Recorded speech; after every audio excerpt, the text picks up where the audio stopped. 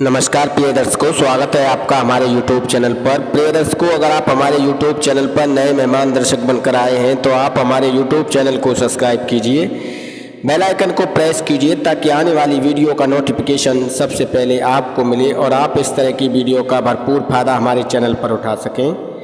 प्रिय दर्शकों, आज हम आपको इस वीडियो में बताएंगे सावन का महीना कब शुरू होने जा रहा है, कब ख़त्म होगा और सावन के महीने में आपको क्या करना चाहिए, क्या नहीं करना चाहिए, कहाँ जाना चाहिए, कहाँ उठना चाहिए, कहाँ बैठना चाहिए, कहाँ सोना चाहिए, कहाँ पर खाना चाहिए, कैसा खाना चाहिए और किस प्रकार के आपको नियम करने हैं ताकि भगवान भोलेनाथ आपसे प्रसन्न रहे और आपके घर में सुख समृद्धि आए और आपका जीवन मंगलमय हो। आपके जीवन में जो भी आर्थिक परेशानियां और संकट जो चल रहा है वो सभी खत्म हो जाएं। प्रिय दर्शकों, सावन के महीने में ऐसा कहा जाता है कि भगवान शिव ने कावड़ को उठाया था और इसीलिए सावन के महीने में कावड़ यात्रा भी होती है। सावन का महीना 10 जुलाई से शुरू हो रहा है और 28 अगस्त तक सावन रहेगा, यानी कि 28 अगस्त को लास्ट सावन रहेगा।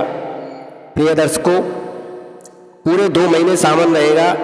1 मास अधिक होने की वजह से अब के 8 सोमवार व्रत के होंगे। प्रिय दर्शकों, एक बात आप ध्यान रखिए, सावन के महीने में आपको दूध नहीं पीना है और ख़ास तौर पर हल्दी डालकर दूध नहीं पीना है, बाल नहीं कटवाने हैं, नाखून नहीं काटने हैं, शरीर पर तेल नहीं लगाना है और जो लोग व्रत रखते हैं उनको ख़ास तौर पर ये सभी चीज़ें अपनानी हैं। इमरजेंसी में या किसी भी परेशानी में अगर आप बाल कटवाते हैं या तेल लगाते हैं तो आपको भगवान भोलेनाथ जी से क्षमा मांग लेनी चाहिए। प्रिय दर्शकों, इसके अलावा मंदिर में आपको माचिस नहीं रखनी है, अंगूठे के आकार से बड़ा शिवलिंग अपने घर में स्थापित नहीं करना है, अंगूठे के शिवलिंग पर आपको जलधारा अवश्य चढ़ानी है। इसके अलावा प्रिय दर्शकों, मंदिर में आप अगर भोलेनाथ जी को जल चढ़ाने जाते हैं तो वो जल आपके पैरों पर नहीं गिरना चाहिए। ऐसा करने से भगवान भोलेनाथ क्रोधित हो जाते हैं और आपको उनके क्रोध का सामना करना पड़ता है।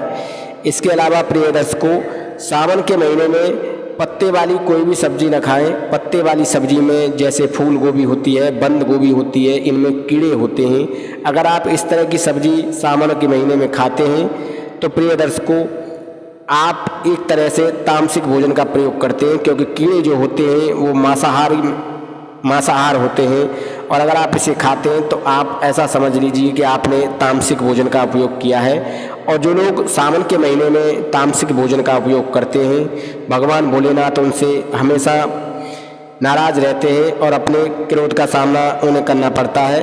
प्रिय दर्शकों, सावन के महीने में अपने घर में कभी प्याज लहसुन भी नहीं खाना चाहिए। जिन लोगों ने व्रत रखा है उन लोगों को लहसुन प्याज तो कतई नहीं खाना चाहिए और हमेशा सादा भोजन करना चाहिए। व्रत के दौरान आप कूटू का आटा खा सकते हैं, पर कूटे के आटे में आपको ये बात ध्यान रखनी चाहिए कि वो ज़्यादा लंबे समय का रखा हुआ ना हो।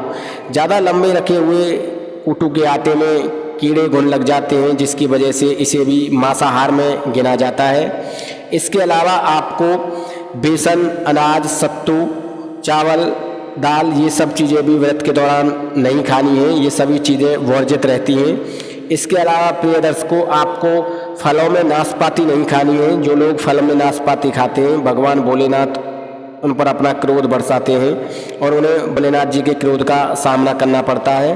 केला खा सकते हैं, सेब खा सकते हैं। तो प्रिय दर्शकों, इसके अलावा आप जिन लोगों ने व्रत रखा है वो खास तौर पर ध्यान रखें, वो कभी दूध ना पिएं और हल्दी वाला दूध उन्हें कतई नहीं देना है। ऐसा करने से भगवान भोलेनाथ नाराज हो जाते हैं।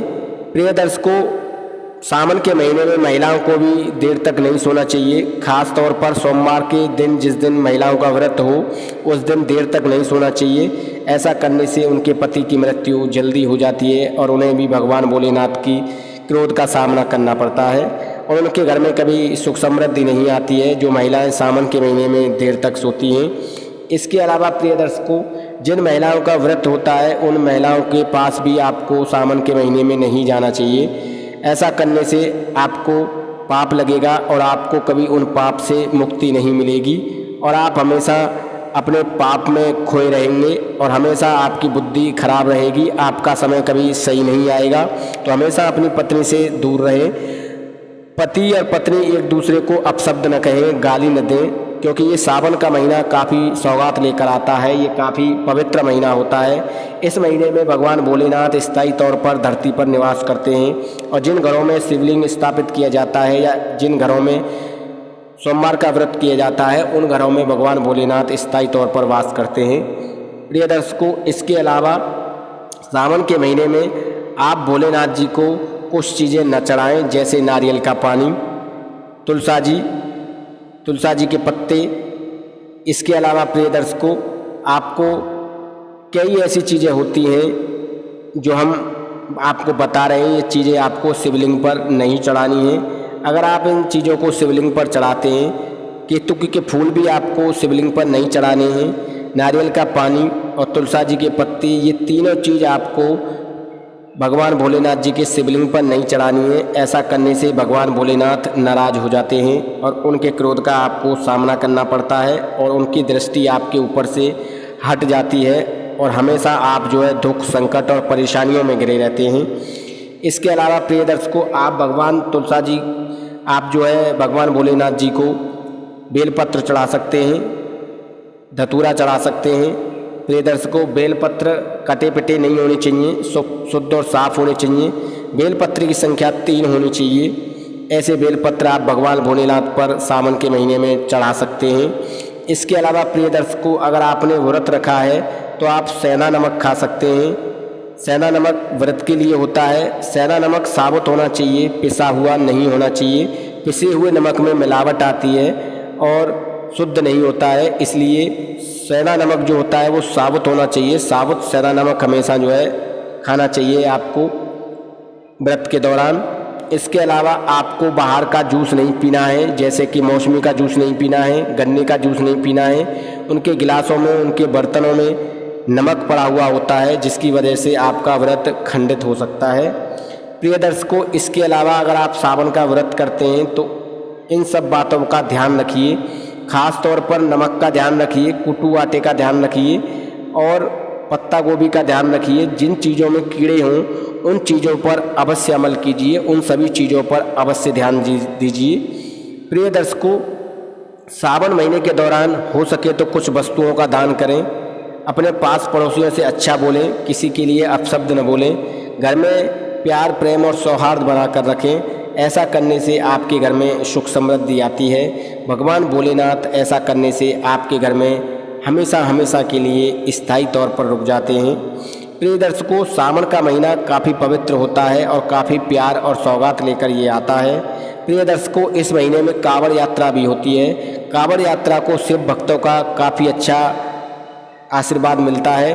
प्रिय दर्शकों, आपको सावन महीने के दौरान किसी व्यक्ति को गलत नहीं बोलना चाहिए, अपशब्द नहीं बोलना चाहिए, क्योंकि हो सकता है कि वो व्यक्ति शिव भोलेनाथ के रूप में आपके घर आया हो या आपके पास आया हो और आप उसे गलत बोल देते हैं तो भगवान भोलेनाथ जी के क्रोध का आपको सामना करना पड़ सकता है, उनका श्राप आपको लग सकता है।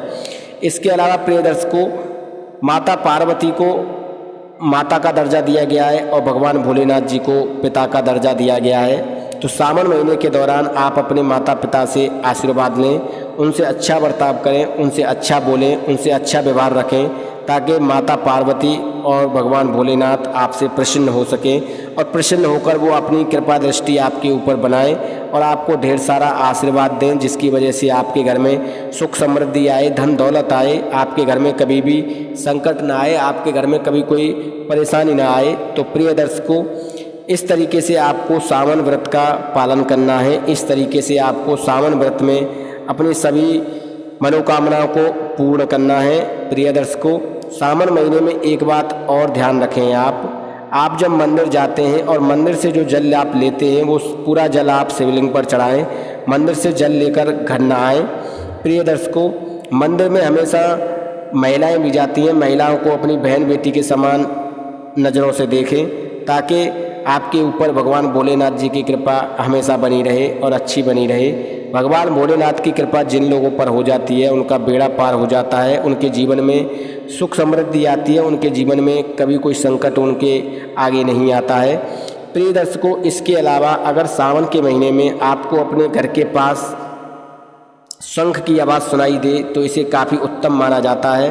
अगर कपिला गाय आपके घर पर आती है तो इसे भी काफ़ी उत्तम माना जाता है। अगर कपिला गाय आपके घर पर आकर सींग मारती है तो इसे भी काफ़ी उत्तम माना गया है। इसके अलावा अगर आपको नीलकंठ पंछी के दर्शन हो जाएं या नीलकंठ पंछी आपके घर की छत पर आकर बैठता है तो इसे काफ़ी शुभ माना गया है। ऐसा माना गया है नीलकंठ पंछी के दर्शन करने से साक्षात भगवान भोलेनाथ जी के दर्शन हो जाते हैं। इसके अलावा प्रिय दर्शकों, अगर आपको नीलकंठ पंछी के अलावा किसी व्यक्ति की ज़रूरत को अगर आप पूरा करते हैं या उसकी ज़रूरत का हिसाब से आप उसे दान करते हैं तो इसे भी काफ़ी सर्वोत्तम बताया गया है। सावन महीने में अगर आपके घर में सर्प निकल आता है, सांप निकल आता है या सपने में आपको नाग नागिन का दर्शन होता है, नाग नागिन के जोड़े का आप दर्शन करते हैं तो इसे भी काफ़ी अत्यंत शुभ माना गया है। ऐसा माना गया है ऐसा करने से साक्षात भगवान भोलेनाथ जी के दर्शन हो जाते हैं और भगवान भोलेनाथ जी की कृपा दृष्टि आपको मिलती है, उनकी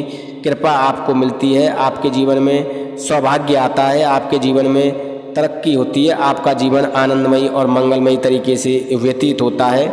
प्रिय दर्शकों, इसके अलावा अगर आप शिवलिंग पर जल चढ़ाते हैं तो शिवलिंग पर शुद्ध जल होना चाहिए, उसमें थोड़ा आप गंगा जल डाल सकते हैं, बेलपत्र डाल सकते हैं। इसके अलावा प्रिय दर्शकों, उसमें थोड़ा शक्कर डाल सकते हैं, इसके अलावा उसमें थोड़ा केसर डाल सकते हैं। इस तरीके का आप शुद्ध जल भोलेनाथ जी के शिवलिंग पर चढ़ा सकते हैं।